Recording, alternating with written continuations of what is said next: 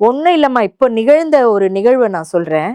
ஒரு படத்தில் அதை Ranjith direction sir, Ranjith sir படத்துக்கு போன ஒரு ஸ்டண்ட் மாஸ்டர், அவர் பேர் மோகன்ராஜ்.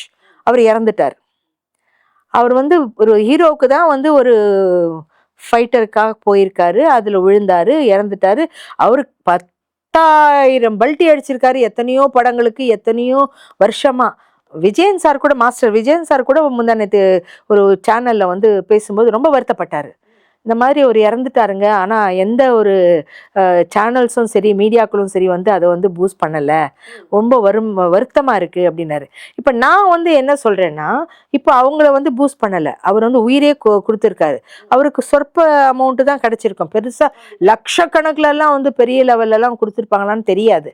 ஆனால் இதே வந்து ஒருத்தர் வந்து ஃபிசியோதெரப்பின்னு வச்சுக்கிட்டு, திவாகரோ ஏதோ ஒரு டாக்டர்னு பேரை வச்சுக்கிட்டு, அவர் இந்த தர்பூசணி பழத்தை வச்சுட்டு இப்படின்றவரை கூப்பிட்டு நீங்கள் சினிமாவில் சான்ஸ் கொடுக்குறீங்க.